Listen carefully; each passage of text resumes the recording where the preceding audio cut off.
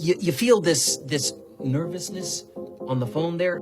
Sir, I've been trying to make an urgent phone call up there. Well, I don't think it's something I want to do on an overseas phone. You gotta make some phone calls. Hang up the phone. Prank caller. Prank caller. Ladies and gentlemen, welcome to Packernet After Dark. This is the call-in show of the Packernet Podcast Network. If you'd like to call in, if you'd like to participate in the show, please feel free to do so. The phone number here is 608-501-0718. New callers go directly to the front of the line. We don't have any new callers today, so let's get started with Andy from Kansas. Hey, Ryan, this is Andy, still stuck in Kansas. Sorry. But we are on the eve of, this is Friday evening, we are on the eve of going to Phoenix for the weekend for Nice. our niece's confirmation. So should be a good time. Family and all. Get to hang out in the sweaty armpit of America. Mm-hmm. Anyway, just a few calls here. This is May 1st. So I don't know how many of these things. I'm trying to catch up with so many different podcasts post-draft here. If I repeat some things that you said in episodes that I haven't listened to yet, my apologies. Okay. So I really did like the draft that Goody put together. I know a lot of people say, more swings, the better, more draft picks and all.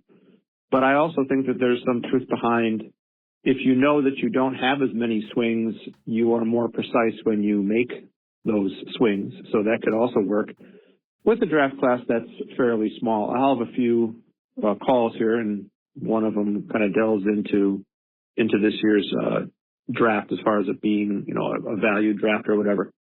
But for the first call, I want to say, imagine if Goody was doing an interview, a post-game interview after last year's wild card. And imagine if he said in the interview, I don't really think we need to address the kicker. People would have gone nuts, Right. wondering what in the world are you talking about? We haven't played any football since that wild card game. So imagine if he would have said, we're not going to do anything different with the kicker. And now put yourself in the position right now where they did do something different about the kicker by drafting one. I'm not sure why people's feelings, when the kicker came on as our draft pick, that people thought, why is Goody doing this? Well, of course he's going to do that. We needed improvement last year. Same thing holds true with the edge rushing after not only did Micah go down, but also, when they traded Rashawn and let Inebari go. If he would have said, we're not going to address getting an edge in this draft, it's not such a big deal, people would have been, why not? That seems like crazy. So when we get an edge, we should be happy with it. Corners, the same thing. O-line fell apart late in the year. He addressed it. So it's not just he addressed it with, somebody that either I did or didn't like. But I'm just thinking, contrast it with, what if he would have said he's not going to deal with it, and then face the reality that he did deal with it? And we'll just see from there. All right. Bye. Yeah, I would say that's similar to a point I had made, because if you look at it from the standpoint of what we didn't do, you're always going to find flaws because we don't have enough picks to address everything. So look at it from the inverse view. What did we pick that you don't like? And if you do it that way, there's nothing. The other way to look at it is, as I've said before, what would you swap out? It's easy to say, I wish we would have gotten a running back. Okay, but what are you going to get rid of? The second corner? Are you going to get rid of the kicker? Really?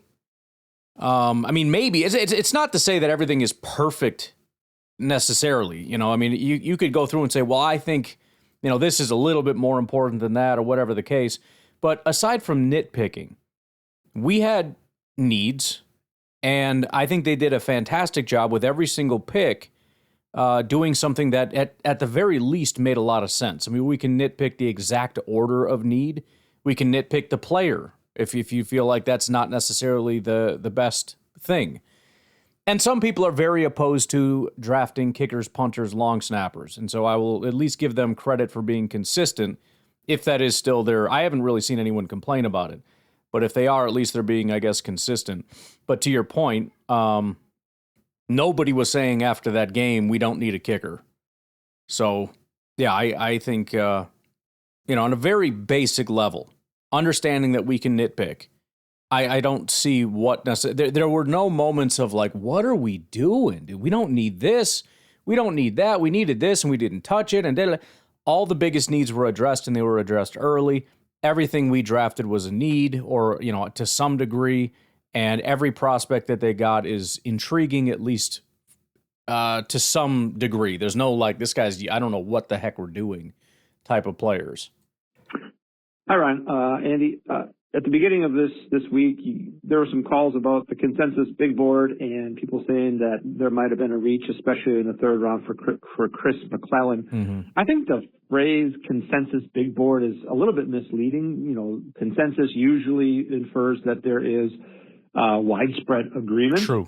That's true. But consensus big board is, from what I understand, a gathering of a bunch of different big boards where I have no doubt the people. And to be fair, the consensus big board has been a term that I don't know exactly when it began, but I used to track it before NFL Mock Draft Database did their thing. I used to do the same thing. I had a spreadsheet. It was exhaustive because this was before AI, so I had to Google all the different formulas, the VLOOKUP formulas, and then, of course, all the different names are spelled differently. So it was such a painstaking process. And I'd go through and I'd copy and paste all the different big boards into my sheet, and it would pull into my main big board. Now, I may have called it interchangeably a couple different things, but to my recollection, my main name for it was an aggregate big board, not a consensus big board. And you're right, consensus is the wrong way to phrase it. It's more of an aggregate big board where we're putting together, we're aggregating all the different boards and kind of just averaging them out. It's not it's really not a consensus necessarily. There can be consensus within it. There generally is consensus if you look at it and say, well, is there consensus? This player is, the top player in the draft is a top 10 pick. Yes, there's consensus, but that's not what we're talking about when we talk about the board broadly. People making those big boards don't agree at all. So I think that's not that great of a way to call it. I think it's just exactly a right. board of averages, really. They're just averaging. And I could be wrong how this is made, but no, you're right. They're just taking a whole bunch of people and putting in the mix. There's also a question of who. This is one of the things that I wanted to do, and I may reopen it because he did put a paywall on his site now. I know I already have too many projects going on, but one of the things that I wanted to do, and again, this was before AI, so I couldn't just build things willy-nilly. Things were a lot more difficult, and there was a barrier where I would essentially look at it and say, I don't know how to do that, and I'm never going to be able to. I could put it together in a day now. But the consensus big board, one of the things that I thought was cool is I actually could look and see, okay, this is what this board says, this is what this board says. And what I thought would be even better is the ability to turn on and off certain boards to create a different, quote-unquote, consensus or a different aggregate. Because the larger point here being, it's a cool tool, but there's also a lot of garbage in there, and that can throw things off. That assumes that anything is right to begin with. But, that's one of the problems that you're going to have is if you look at it in terms of how many guys do you actually trust, there's maybe 5 if you want to get crazy, especially if you're talking about beyond the top 100 guys that you genuinely believe are watching the 200th best person with actual intent and know what the heck they're doing.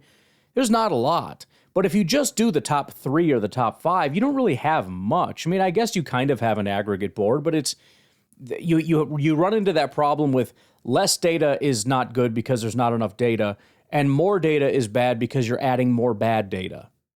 So it kind of becomes a problem that way. But yeah, that is, we do treat it as though there is a consensus big board or no, there isn't, because there's any number of aggregate boards depending on which boards you choose to include. There's guys out there just randomly throwing boards together on notepads. They're not being included. Then on the other hand, you got guys from Bleacher Report who are just randomly throwing crap together. They don't know what they're doing. That one probably is getting included.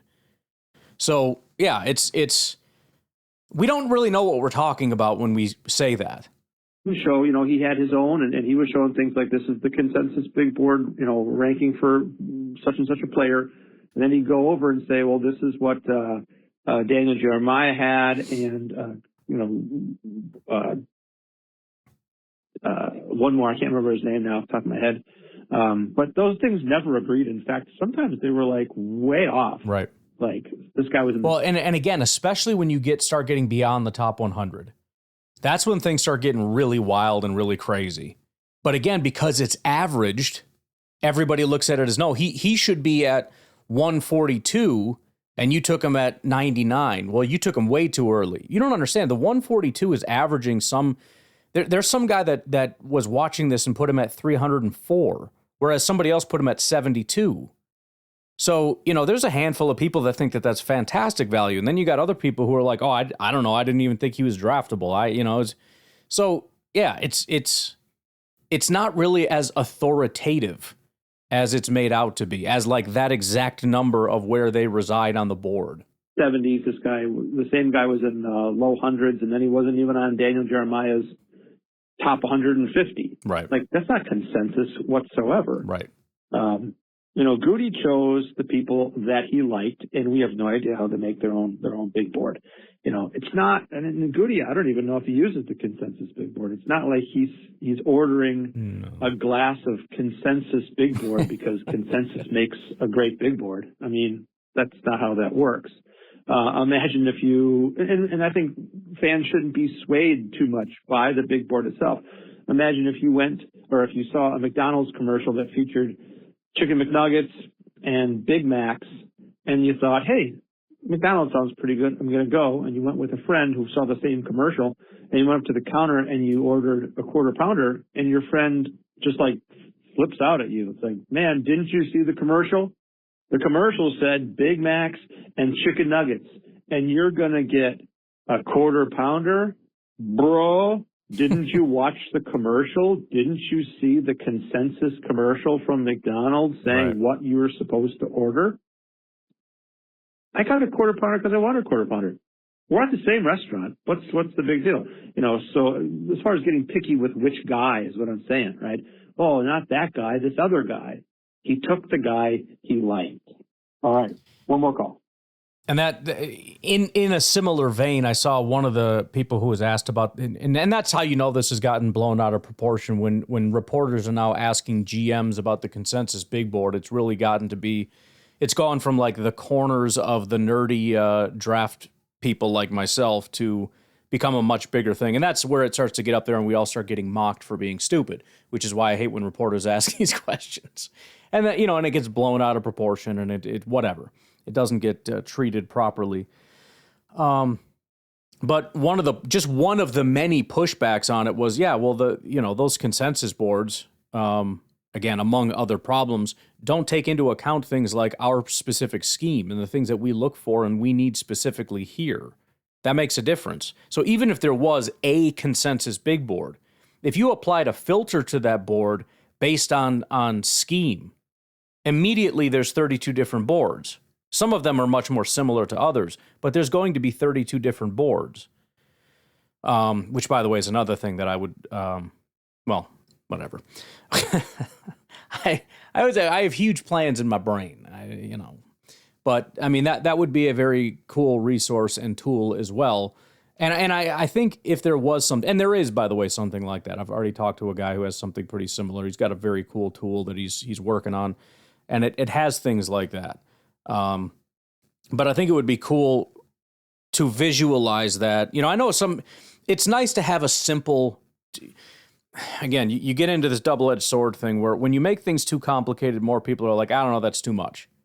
But when you make it simplified enough for people to use it, they start making that simple thing authoritative.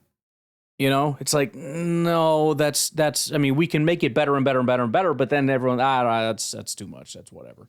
But it would be cool to at least be able to visualize things a little bit to where, you have a sort of baseline consensus board, again, stupid word, whatever, and then you have filters that you can apply to it. You can, click the Packers and it sort of filters it out that way, but you can also add your own, if you wanted to create your own board, just based on your own personal preferences and whatever. I want to run this scheme, or we have a certain cutoff. I want guys that are this or that. You know what I mean? But the main point being essentially your point, which is we oversimplify this thing, and there really is no consensus board.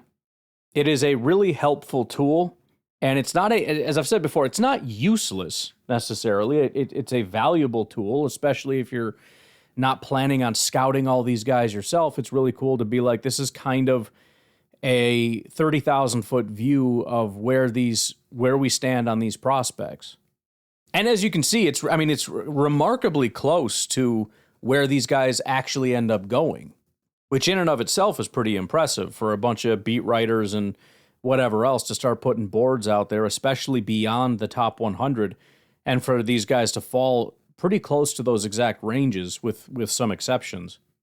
But what I think is more remarkable is how close it is, rather than what some people think of being remarkable, which is that guy got drafted 100 picks too early. Well, that feels like what would be the norm.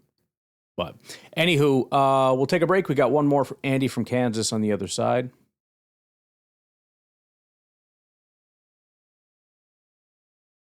All right, so 6 draft picks. Started with 7, went to 8 just before the draft, and ended up with 6.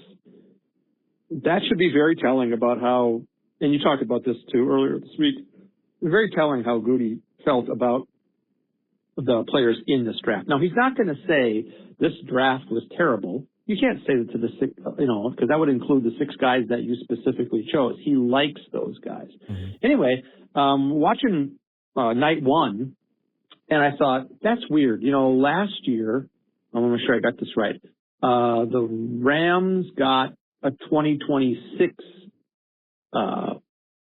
first rounder from the Falcons, and the Browns got a 2026 first rounder from the Jags. That was night 1 of the 2025 draft.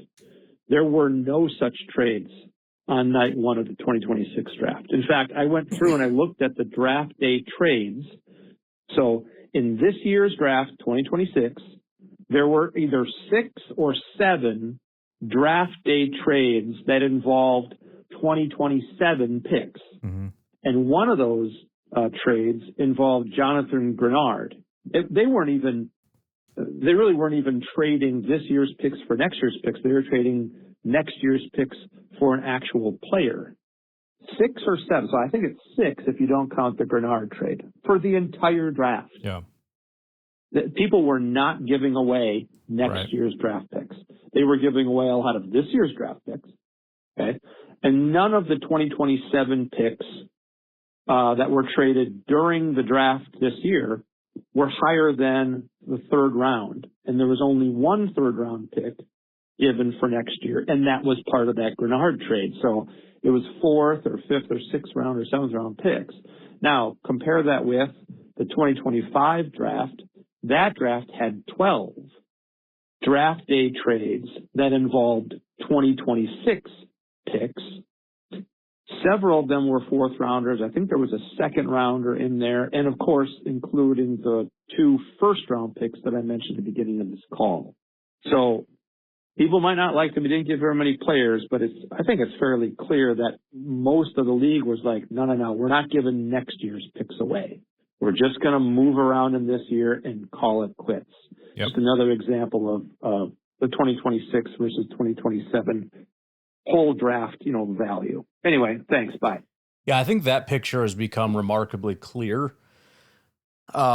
Whether they're correct or not remains to be seen. I mean, it might be a terrible draft class next year too, as well, but the perception, and I don't know if it's more this draft class sucks or more next year's draft class is supposed to be awesome.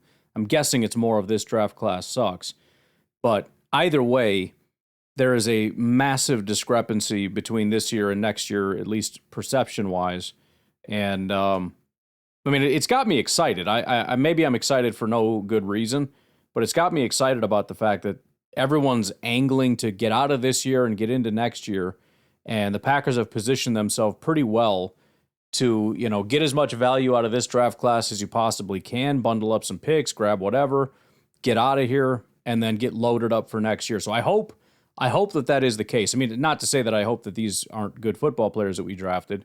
Hopefully they're able to find some value out of it, but the fact that next year is supposed to be a pretty loaded class, not having a first sucks, but we've got about as many picks as we've had pending, moves and whatnot. We'll see what all happens.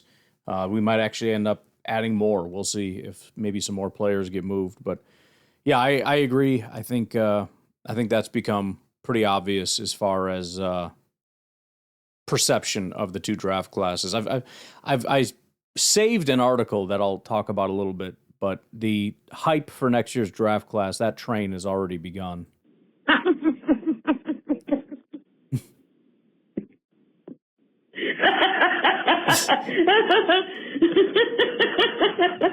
Oh, it's great. Thanks for playing along. Nico, you can come out from under the bed now. Nico, you can come out from under the bed. I just had to play a little bit. It was fun. And just so you all know, I know people. I know people. Okay, anyway, that was a lot of fun. Oh, man. So, I know I'm a little late to the party. It's been a while since I've called in. But on one of your last After Darks, you were talking about being stir crazy. Yes. I go through this all the time. And as I'm less than 10 years to retirement. So now my brain just constantly is moving. Yep. So I'm stir crazy almost all the time now. I'm trying to plan and do what I want, and what I want to do doesn't take a lot of money, but I still have to plan to do it, Right. So what really sucks for me is being that close to retirement and having this market that just sucks right. for my investments. Right. I don't, I'm not a rich person, not a poor person, but in this economy right now, I'm struggling a little bit. I'm not going to lie to you guys. No, it's not easy out there. If you can't walk out of the grocery store with one bag of groceries for less than $100. I know. I mean, it's getting crazy out there. Yeah, it's become a constant thing with us. Like whenever we get groceries, it's always I'm doing a small order. Do you? I hesitate to even ask you because I've got it for like $100 and I know you're going to jack it up to like 200.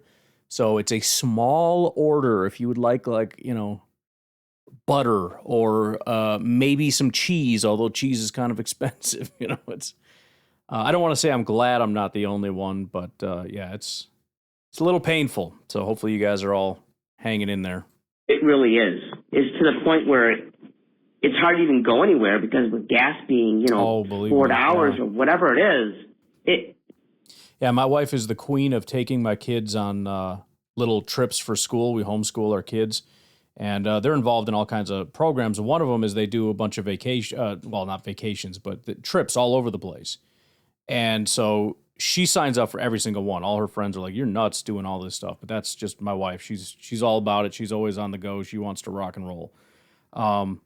She just decided to cancel a couple of the ones that are further away, like 3 hours, just because it's like we cannot afford the gas to be doing that, which I hate that. I mean, that ticks me off to no end, and I want to just be like, screw it. Just you got to go. Like it's going to be fun. It's going to be awesome.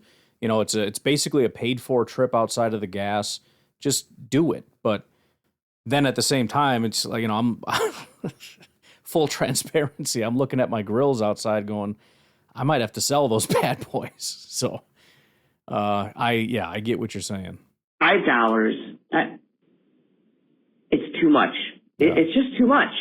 So anyway, I understand your craziness because for me, it's money always preventing me from doing stuff. Mm-hmm. And that sucks because it shouldn't be that way. Just to throw gas in the car and drive somewhere costs a lot of money. Yeah. It's ridiculous. So anyway, I understand you, Ryan. Totally understand you. So about the AI thing, I had a thought. Okay. What if AI could be the answer to early retirement, or Sure. even better, maybe there wouldn't even be a need to have to retire with AI doing a lot of the work, Well, that's what Elon said. I wouldn't take Elon's advice, but I think he was asked if you could tell young people anything, what would it be? He said, "Don't save for retirement. You won't need that." I hope he's right. And I again, when you look at the future of it, I don't see a path where that isn't the solution or the answer, but that could just mean I don't have a strong enough imagination. But that's especially as things get and look, I don't mean to be a doomer when it comes to things. Things are a little tight right now, but I expect it to bounce back. Of course it will. There's a lot of outside artificial things causing problems, and I'm hoping that they resolve quickly so that we can get back to being prosperous, which is always much nicer than not being prosperous. We get paid for AI doing the work. Right. I don't know how that would work. Like, how would that work? I don't understand. I just hope my job hangs on long enough for me to retire from it, because I really love my job, and I'd hate for AI to take it over. It really would. Yeah. That's all I got for now. I had more, but no time.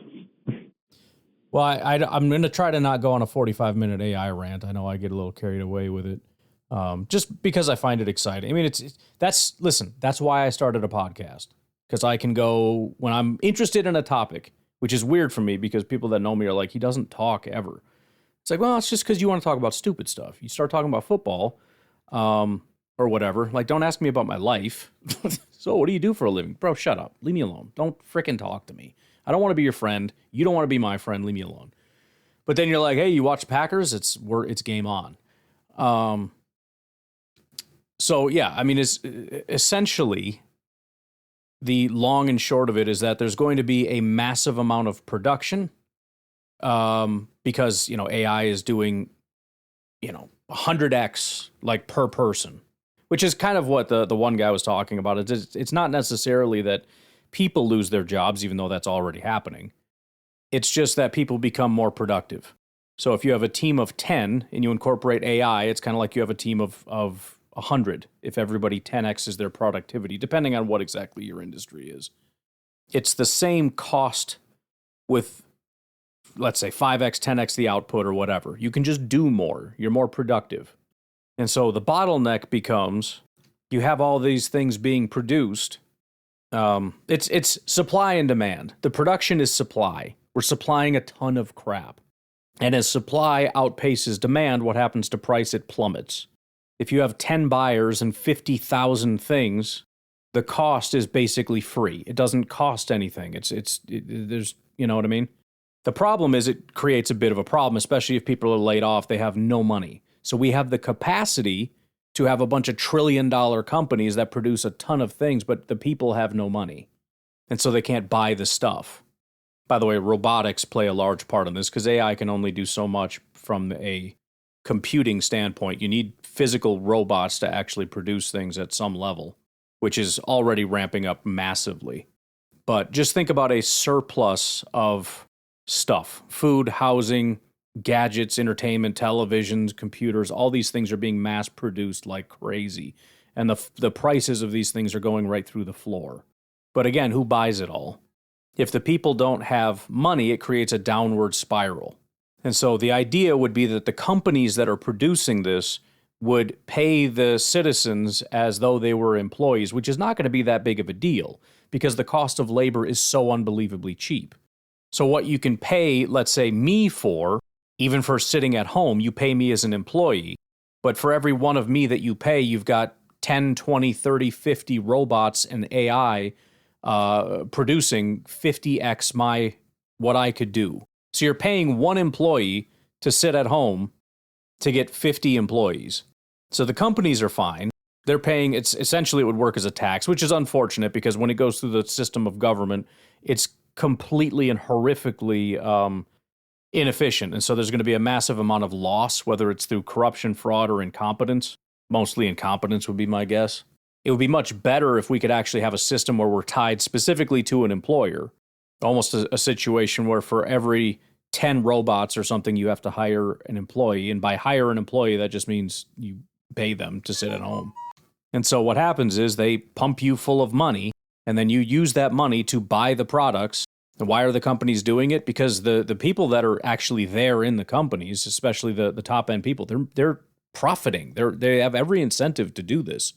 And they're profiting massively because even though they're paying you at home, again, remember, they're getting 50 times. So if you think about that in reverse, and I'm just making up the 50 number, but if you think about that in reverse, it would be like paying 1/50th the rate So let's just say the company paid $50 an hour, which is an incredibly high number, but it's easy math. It would be like having 50 employees are paying $1 an hour each.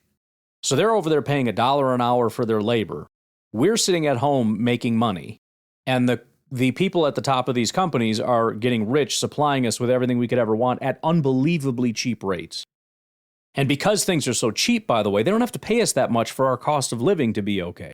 Imagine they give us $3,000 a month, which isn't very much, but you can get a steak for, $1.20 a pound. You can get televisions for $75.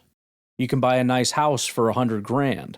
And in Elon's world, everything's basically free because there's such incredible abundance, which is a whole other thing. But that also goes into healthcare and everything else. Essentially, healthcare would be free, education would be free. It's like a perfect marriage between capitalism and communism. Although some people will still be mad that there's rich people in the system, but I would tell them to shut the hell up. You got what you wanted. You got all your free crap. Just shut up, please. You greedy, entitled jagoff. Why should they have so much money? I don't know, dude, because they want their own personal rocket ship to fly to Saturn, okay? Who cares what they're doing? Leave them alone. Mind your own freaking business. Anyways, unfortunately, the transition period is probably going to be more bad than good. And we would be now and in the future in the transition period where it's mostly just people getting laid off and wages probably going down and expenses obviously going up right now. It's not saying it's all AI doing it, but it's a perfect storm of damn it. All right. Let's take a break. We'll be back with Bramble.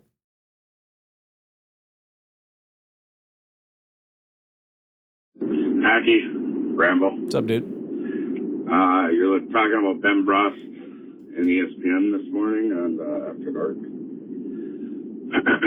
Just get your censor button ready. Shouldn't be listening to anything this retard says. He's a guy.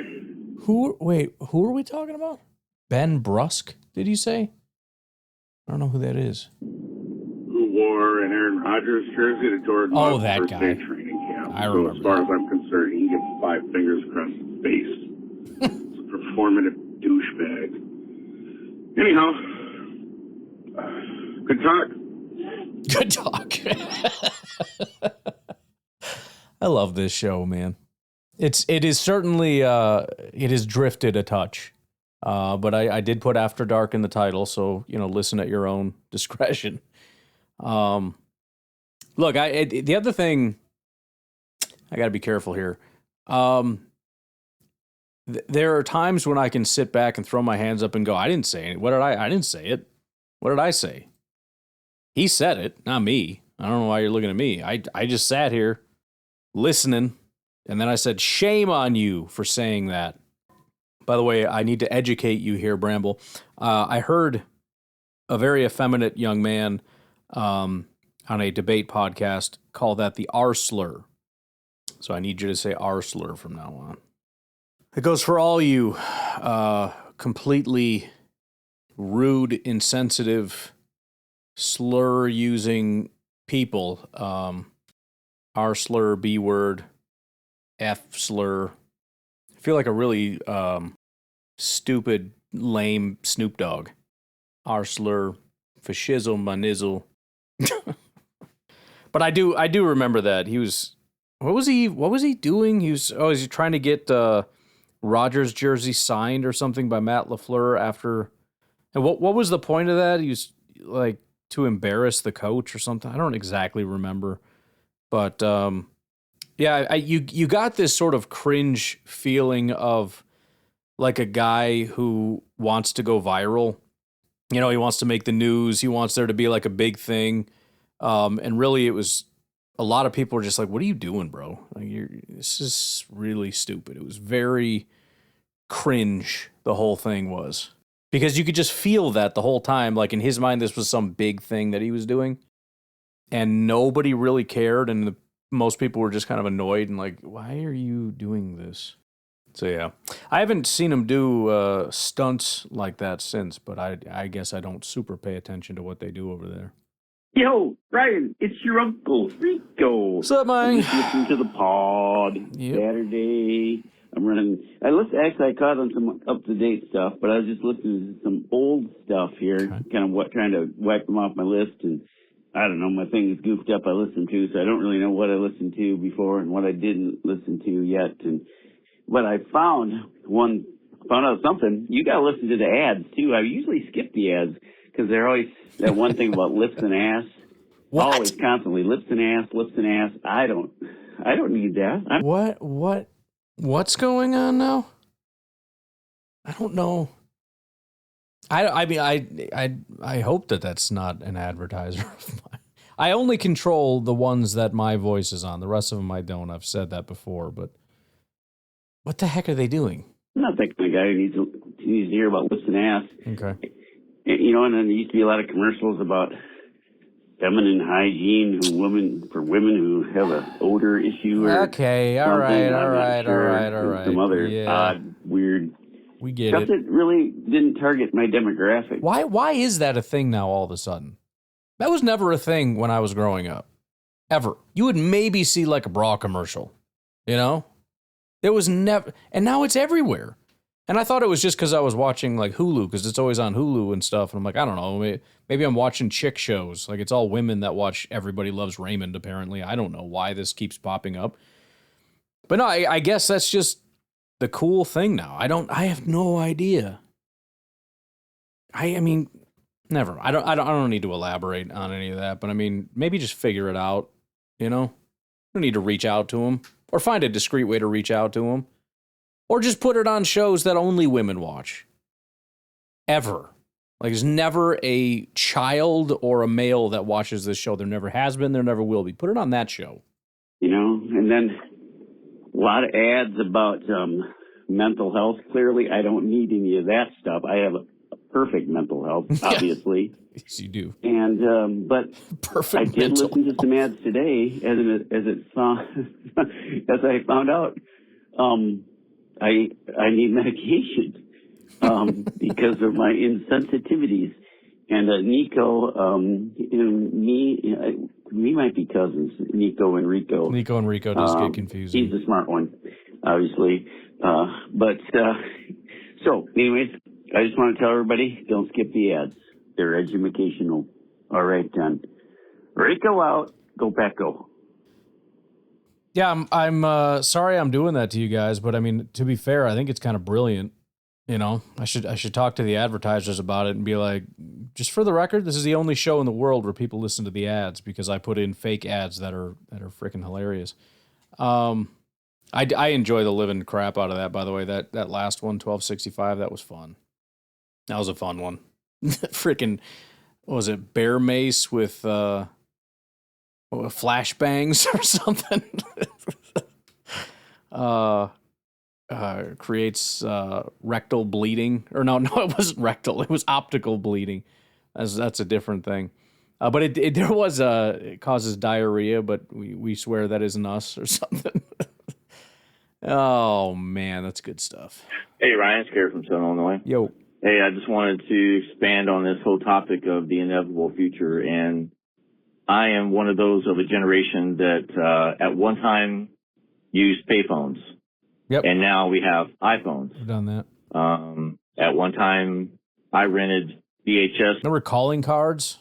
I used to get calling cards. Like Grandma would send me that so I can call. And actually, it would work at home, too. I think for long distance, you could use your calling cards. But also, like, when you were out with your friends, I remember, like, going to the movies and stuff. Or actually, we went to a school dance, and we were supposed to be home. And everybody, including this girl that I liked, were going out to the movies. And she asked me directly, like, hey, are you coming out? And I was like, oh. Called, and my parents said no. I was like, I shouldn't have called, bro. I shouldn't have freaking called. I should have just went and then got in trouble for it. Tapes from Blockbuster. Now I just stream it on Netflix. And at one time, we watched football where the announcers told us everything that, we needed to know. And now we have, highlighted first down lines on the field. We have, computer generated showing how fast somebody ran or how fast was that pass down the field. And I think, it's one of those things where we have seen such great leaps in technology that affects the game. I never thought I would see a Major League Baseball game where, a strike or a ball is shown on the screen in real time and the umpire is actually corrected or challenged by a coach if he misses the call. Yeah. I think we are about to see an eclipse of technology that does the same thing for the NFL. They really do need to improve the correct call being made every single play at a very efficient and high pace so that it's not holding up the game. And I think we're not too far away from that. So I will embrace technology when it comes to if there's a better product on the field. And I will always be open-minded when it comes to just how it changes the game. There are certain human elements that I really don't want to see changed, but I am open to things that will improve it and take the human error out of it. So, it remains to be seen what changes will happen next season. I would love to see more calls changed or overruled by someone in the room, looking at all the videos and saying, hey, this was an error, and call down to the ref and get it changed. Just do it efficiently and quickly. Right. So we'll see. But, we've come a long way, baby. And, the future is bright, but we might as well wear some shades while we're watching it. So, I remember talking to a guy, he was big into baseball. I obviously have never really been, but I talked to him about, this, basically that exact issue of just trying to get it right. And he disagreed, and he wanted it kind of the old school way, and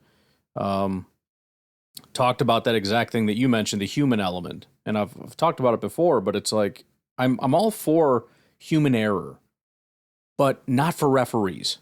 Human error does not count when we're talking about referees at all. If you want to talk about human error, fine. It's the quarterback who's the ball slipped out of his hand when he reared back to throw it. That's human element. The frickin' referee getting a call wrong, no. I couldn't care less if there was never a referee ever again. I don't need human referees. I don't care.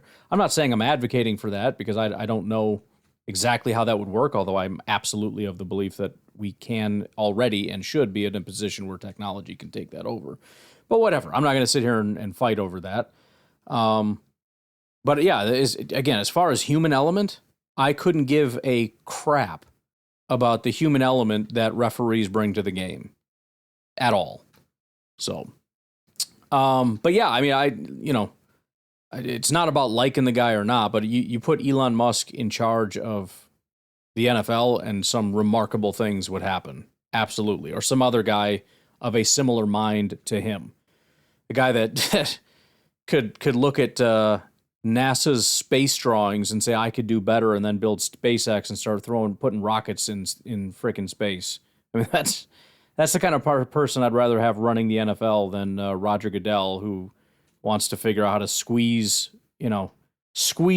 every last penny out of this thing while strangling it to death in the process of doing so, with no real regard for making it better, because God forbid we make it better and make more money out of it. We got to just simply sit here and squeeze it to death. Not to say that some things haven't, they've done a good job with the draft and turning that into a massive spectacle, which is great. And, maybe the international thing has some positives to it, I suppose. But anywho, we all know that we could be doing better. And especially when it comes to officiating, there just doesn't seem to be any desire to really change that in any way whatsoever. So, whatever. It is what it is. We still get football, so I won't complain about it, I guess. I mean, I'll complain about it, but I don't know. I'll do whatever the heck I want, I guess. I don't know what to tell you. Hey, Ryan, I was kind of hoping to ask if, because I sure haven't seen it yet, has Gannon has he even done a news conference yet? being introduced as the new defensive coordinator? It's been a running joke or meme at this point. And everybody, I mean, there's always a maybe at this point, maybe at this point. I mean, there's been plenty of press conferences. I've seen Matt LaFleur numerous times since we've hired him. I've seen our GM, who, you know, the GMs don't pop out all that often. Seen him a ton of times. Granted, it's, you know, GM season. But then when they redid the media stuff, I thought, okay, well, they're doing a little construction in there or whatever. Now that it's rebuilt, this beautiful media room where they do their things, now we'll get to see Gannon. And then that didn't happen. And then Matt LaFleur came out. And it's like, but not only that, we got to see specialists and whatnot, and all these lower level people talking about these different players and all this stuff. Get Gannon out there. You think we did? I mean, come on, we didn't. You're telling me we didn't? Wouldn't you love to hear from Gannon, not just in terms of in general, but after the draft to be like, tell me about Cisse. You know what I mean? Tell me about McClellan. These are your guys now. Yeah, he's in hiding, and that's become a meme among Packer fans at this point. You would think that maybe even after the draft they would be asking him, it's like, hey, what do you think of these new guys that you can add in to planning out the 2026 season, and how are you going to use these guys? And correct me if I'm wrong, but I haven't seen anything yet on YouTube or anything else. That's usually what I rely on to go back and watch, you know, interviews and stuff. And yesterday I spent probably a good hour watching the newly added draftees to you know, in the locker room they were interviewed, right? Like Cisse, Burton, DDS, even Damani were all interviewed, and it was interesting to see how all these guys answered the questions. But to get back to my first question was, I still haven't seen anything about Gannon being interviewed, and I was just wondering why. So just a question to throw out there. And I guess we're all wondering, it's like, okay, you know, Green Bay's got a whole entire offseason to plan for, you know, instituting and strategizing with Micah Parsons. Last year, Hafley didn't know he was going to have him until, you know, several days before the first game of the season. So I'm kind of curious how Gannon is going to use him, and having the whole off season to plan for that, you know, hopefully means that the defense will have a better continuity. So just wondering what your thoughts are on that. Well, there's going to be a higher level of scrutiny, I guess, or a higher level of expectation for answers to those questions. You know, usually I set a pretty low bar, like, you know, they don't know. You're asking questions. They can't answer that, whatever. It's been so long. When somebody asks you, how do you plan to use Micah Parsons in your defense? You'd better have a really well-crafted answer to that question at this point, because you've had so much time to think about exactly how these pieces are going to come together. I don't want to hear any throwaway, you know, we're still working on that nonsense. No, you're not. You had time to work on that, okay? And you had months to sit here and figure that out and come up with some, at least give me some BS answer to that question. You don't get any cop-outs. So, yeah, I'm very intrigued and excited to hear from him. I honestly don't know what exactly. I think maybe the timing just wasn't great based on when we hired him. But, I mean, I don't know why they couldn't just schedule something. You know, I don't know how strict the rules are in terms of, like, we're going to put this guy in front of a podium. I'm pretty sure there's no rules on that at all. You can do it whenever you want, as far as I know. So just friggin' do it. You know, you set the time and the freaking media will be there. They're mostly all local, so they'll just pop in there. I don't know. I have no idea what could possibly be causing such a delay. But anywho, I'm going to go ahead and leave it at that for now. And I will come back and talk to y'all tomorrow. Have a good one. Bye-bye.